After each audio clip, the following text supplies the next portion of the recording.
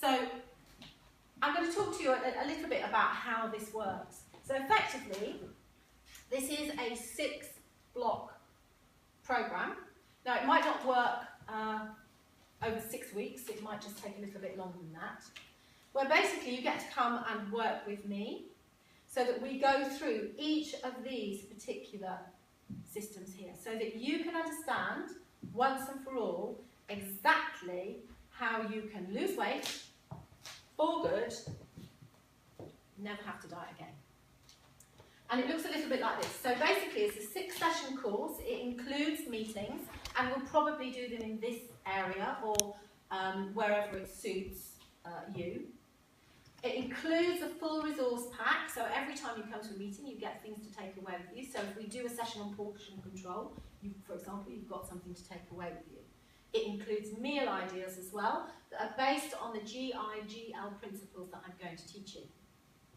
Now, I'm not very keen on the weighing and measuring thing, but if you want to be weighed and measured, that's fine. We would do it in private and we would only do it at the beginning and at the end, but that's completely optional and it's not something that, that's a personal thing.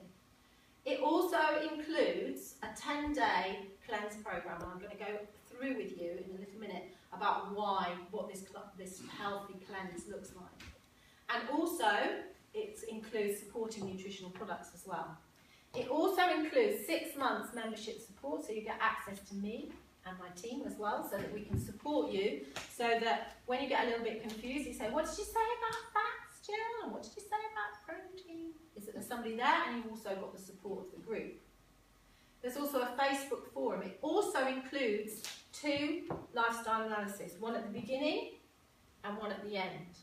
And from that lifestyle analysis, you also get your own bespoke plan, because you look very different to this lady here. Your needs are very different to Lucy's needs, to Helen's needs. So everybody gets their own bespoke plan. So without any offers or reductions, that's £549 for that whole programme. Okay, so what we're going to do is, I don't have time to go through everything tonight, but we're going to dive right in to one of the sections, if that's okay with you. We're going to go into the healing blueprint. Now, the first thing we're going to start with is your intestines. You didn't think you were coming tonight to learn about your intestines now, did you? Okay, so what I'm talking about here is your intestines, which actually is your gut and your intestines, which start here and end here. So we're going to talk about the whole thing. Now, why is this important? Your gut is the key to your health. 80% of your health lies in your gut. Raise your hand if you've got any skin issues at all, if you know somebody with any skin issues, such as eczema, psoriasis, those kind of things. Okay. Your skin is your largest organ, and actually it's a complete reflection of what's going on in your gut. So if somebody comes to me with skin issues, I don't treat the skin. We look at the underlying cause, and the underlying cause is a gut, is a problem with the gut. Now, do you remember when my son was poorly? When I took him into hospital, I kept saying, do you know my son was diagnosed with IBS at 11? Nobody listened to me. Nobody was interested, because they were looking at him from here to here. That's all they looked at. And they treated his symptoms. They weren't interested in treating his underlying cause. Does that make sense? Now, his underlying cause was, of course, that he had a very malfunctioning, rubbish gut. I don't know how I got him to 6 foot, frankly, to be honest with you. By the way, he's now 15 and a half stone. He's a much bigger boy. So, we look really closely at the intestines. Now, have you heard of something called leaky gut syndrome? Yes, so some of you are nodding about leaky gut syndrome.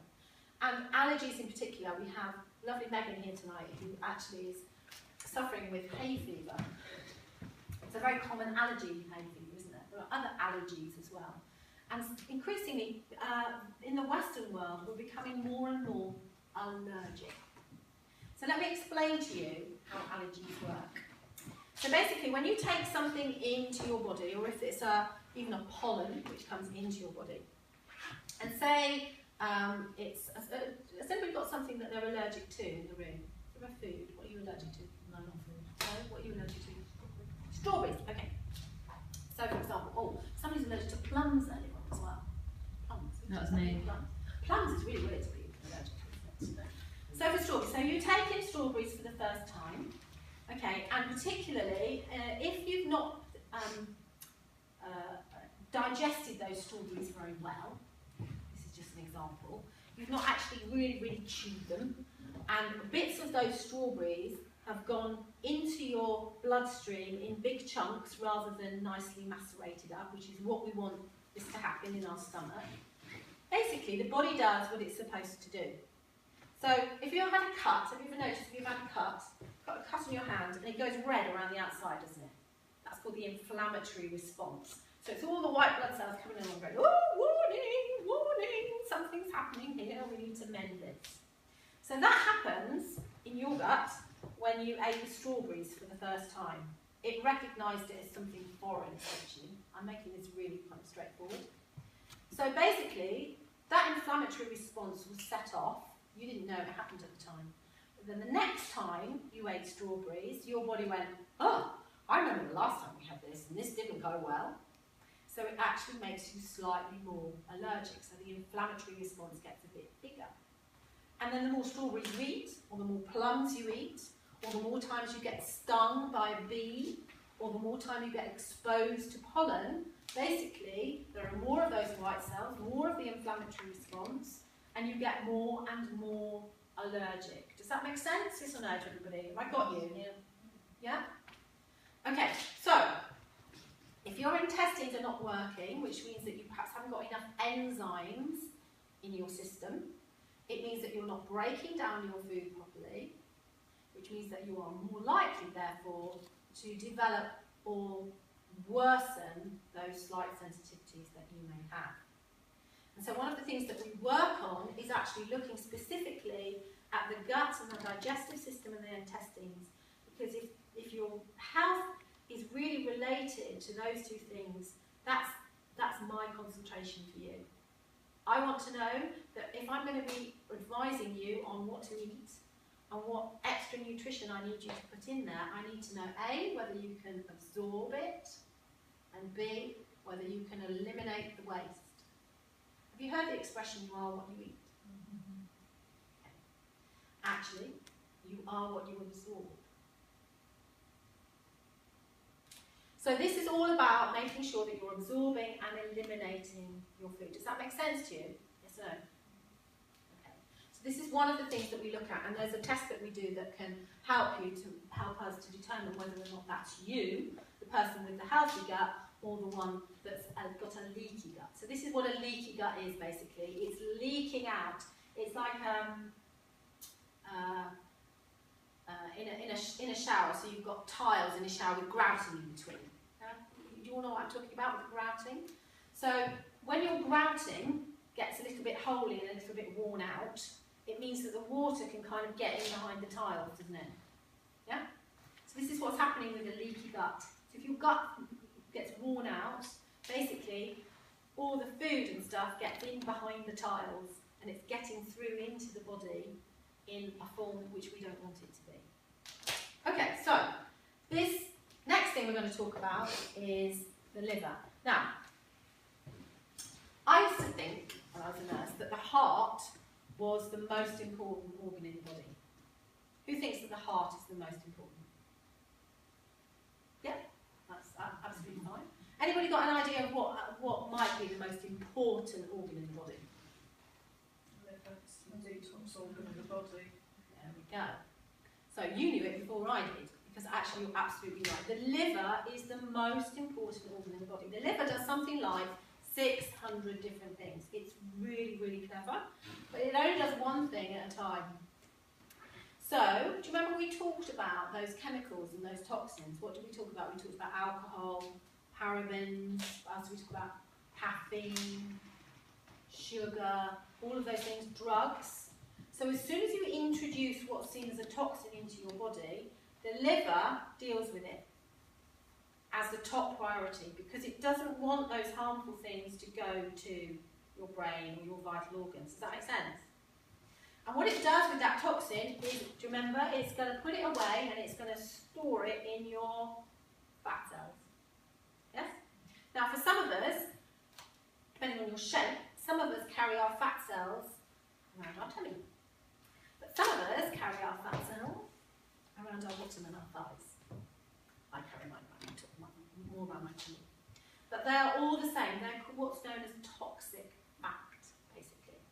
So in order for us to lose weight, we have to help the liver to cleanse these toxins out of our fat cells. Does that make sense?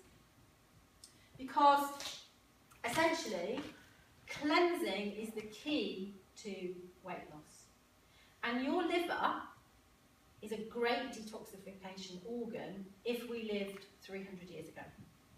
But because we live in the 21st century, your liver needs a bit of help with some herbs and some minerals and some amino acids and stuff like that. So we talk more closely about the liver and how it processes. Your liver sits here, by the way. And do you remember when I went to the talk with Sarah Salmon that I was talking to you about? And she talked about this poor gut and the fact that stress, there's a stress hormone. Does anybody know what stress hormone is called? Cortisol. Cortisol, okay. So cortisol is one of the biggest toxins for the body. Now I was 2 stone overweight, largely because I had so much cortisol in my body because I was really highly stressed. So Sarah talked about the fact that actually stress is a major factor in weight gain. And that if you've got a kind of slightly dodgy liver, you know, and she put up this whole series of symptoms that were indicative of something, a liver that was probably struggling a bit. Now, as Rachel will tell you, when you go to the doctors, you can have a liver function test. And it was probably the case that my liver wasn't bad enough to show up on that kind of scale. But when she put up this list of things like I was really feeling tired, I was depressed, and I had a kind of congested feeling here. Everything, I could turn this way, but I couldn't turn this way. It was all kind of congested. She put up this whole thing, and I thought, well, obviously that's me. And one of the first things I did was to cleanse my body, and now, even now, I really am very hot on keeping my liver really clean. Okay, so anybody heard the term alkalizing, acid and alkalizing?